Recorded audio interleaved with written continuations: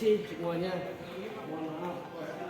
Boleh saya dalam perjalanan dari rumah menuju kantor DPD Partai Demokrat ke rumah saya sendiri.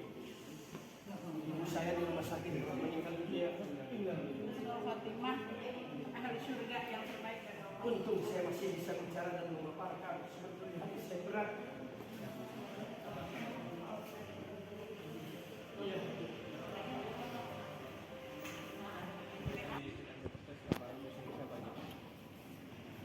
Di antaranya memang visi misi, di mana visi saya adalah mewujudkan Pandeglang berjaya, Pandeglang berkah, maju dan rakyatnya sejahtera. Kenapa tagline itu saya sampaikan? Karena pada kesempatan ini Pandeglang tagline-nya adalah Pandeglang berkah. Berkah itu adalah singkatan dari beberapa kata dan ejaan. Akan tetapi makna yang sesungguhnya berkah itu adalah berkah dari Allah Subhanahu wa Ta'ala. Namun menurut warga masyarakat Pandeglang secara mayoritas yang bertemu dengan saya mengatakan bahwa berkah juga buat mereka, buat kelompok mereka, buat kroni-kroni mereka, tetapi bagi rakyat belum berkah yang sesungguhnya. Sehingga tagline saya sambung, Pandeglang berjaya, Pandeglang berkah, maju dan rakyatnya sejahtera. Jadi tidak stuck pada berkah saja, maju dan rakyatnya sejahtera. Berkaitan dengan misi, saya mempunyai ada 5 poin di sana. Di antaranya adalah sistem membangun infrastruktur, yang mana pada kesempatan ini infrastruktur mayoritas dibangun dari hulu ke hilir. Yang saya maksud hulu itu adalah jalan nasional, jalan provinsi, jalan kabupaten. Nah, saya akan merubah tatanan itu. Saya tatkala nanti terpilih menjadi Bupati Pandeglang atas rekomendasi dari partai yang saya berada, saya sebagai Wakil Ketua 1 DPD Partai Demokrat Provinsi Banten, juga masih sebagai anggota fraksi Partai Demokrat di DPRD Provinsi Banten. Saya akan merubah sistem pembangunan, membangun dari hilir ke hulu. Hilirnya adalah pekampungan atau di ujung-ujung sawah. Kenapa? Karena itu bisa meningkatkan PAD. Ketika jalan bagus, petani merasa bahagia, hasil panennya dapat dibeli oleh para tengkulak dengan harga yang mahal. Karena jangkauan kepada pesawahan, kepada sektor-sektor ujung pertanian itu sangat mudah dijangkau ketika pembangunan dilaksanakan dari hilir ke hulu.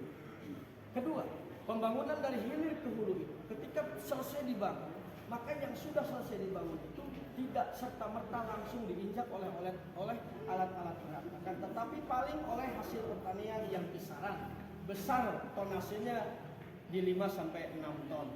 Nah, lalu mengarah ke hulu. Hulunya itu adalah tadi saya sebutkan jalan nasional, jalan provinsi dan jalan kabupaten.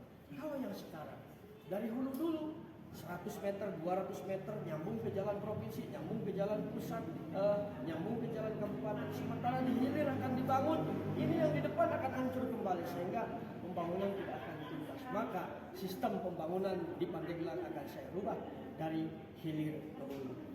Terus berkaitan dengan tagline, Pandeglang adalah kota santri dan kota ulama, maka saya akan memperbaiki, meningkatkan, mengelola sektor-sektor pariwisata dan dilengkapi dengan sarana-sarana religi, seperti ada Masjid Agung di salah satu tempat wisata, Masjid Agung religi. Terus sampai hari ini belum kita dengar bahwa Banten, Pandeglang, ikon kota santri dan kota ulama, belum mempunyai museum kitab, dan insya Allah saya akan menciptakan museum kitab terindah di Pandeglang agar para wisata atau turis lokal, para wisata nasional atau turis nasional maupun para wisata dan turis internasional bisa datang ke Pandeglang sehingga bisa memberikan sesuatu yang pada akhirnya bisa meningkatkan PAD Kabupaten Pandeglang. Dan saya katakan tadi juga bahwa dulu ketika saya menjadi kepala desa tahun 1997, PAD Pandeglang sudah di angka 24 miliar dan Lebak saat itu baru di angka 14 miliar. Tapi sekarang Lebak sudah mau diangkat, Pandeglang masih di situ-situ juga. Karena itulah saya semangat Dulu 15 tahun yang lalu saya nyalon Bupati Pandeglang kalah, atau dengan kata lain keberhasilannya tertunda, maka 15 tahun kemudian hari ini saya mudah-mudahan bisa menjemput keberhasilan yang tertunda, membawa Pandeglang berjaya. Pandeglang berkah, maju dan rakyatnya sejahtera. Amin.